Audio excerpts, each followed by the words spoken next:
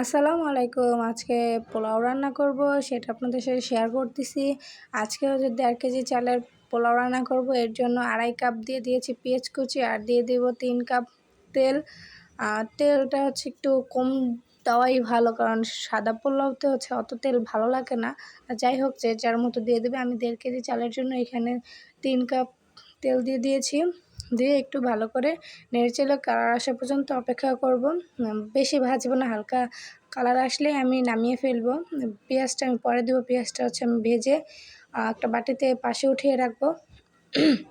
এখানে নিয়ে নিয়েছি এলাচ, দারচিনি, তারপর হচ্ছে বাদাম, আলু বখরা, এগুলো নিয়ে আমি পাশে রেখে দেবো। আর তেজপাতা, এলাচ, দারচিনি এগুলো হচ্ছে আমি পোড়ার মধ্যে তেলের মধ্যে দিয়ে দেবো। দিয়ে এগুলো একটু হালকা ভাজা হলে আমি এই বাটিতে উঠিয়ে রেখে দেবো। যখন পোলাওটা হয়ে যাবে তখন দেবো। এই গরম তেলের মধ্যে এখন আমি চালটা দিয়ে ভালো করে নেড়েচেড়ে নিব। লবণটা পরে দিব। আগে 5 মিনিটের মতো আমি এই চালটা ভেজে নিব। চালটা 5 মিনিটের মতো নেড়েচেড়ে ভেজে তারপর হচ্ছে আমি 2 টেবিল চামচ লবণ দিয়ে দিব। 2 টেবিল চামচ লবণ দিয়ে আরও 10 মিনিটের মতো ভালো করে নেড়ে নিব। নেড়েচেড়ে তারপর হচ্ছে আমি এখানে 2 টেবিল চামচ দিয়ে দিব আদা বাটা। আদা বাটা দিয়ে 2-3 মিনিটের মতো ভেজে নিব। এখানে হচ্ছে আপনার চালটা যত ভালো করে ভাজা হবে, পোলাওটা তত ঝরঝরে হবে।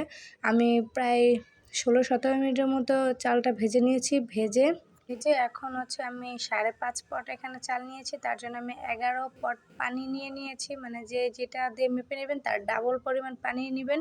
এখানে গরম পানি দিয়ে ঢেকে দিয়েছিলাম। এখন পানি শুকানোর পরে আমি চুলা থেকে নামিয়ে যে আলু বখরা, তারপর হচ্ছে বাদাম, এগুলো দিয়ে ভাপে রেখে দেবো। যে পেঁয়াজটা আমি দিয়ে দেবো, এখানে পেঁয়াজ দিয়ে ভাপে রেখে দেবো। আর হচ্ছে দেব ঘি, আর হলো একটু ফুড কালার দিয়ে ঢেকে দিব। ঢেকে দিয়ে 10 মিনিটের মতো দমে রেখে ঢাকনাটা উঠিয়ে নেব। তারপর আপনাদের সাথে শেয়ার করতেছি আমাদের আজকে পোলাও রান্নাটা কেমন হয়েছে। লাইক, কমেন্ট, শেয়ার করে জানাবেন। সাবস্ক্রাইব করতে ভুলবেন না। আজকের ভিডিওটি এই পর্যন্তই। আল্লাহ হাফেজ।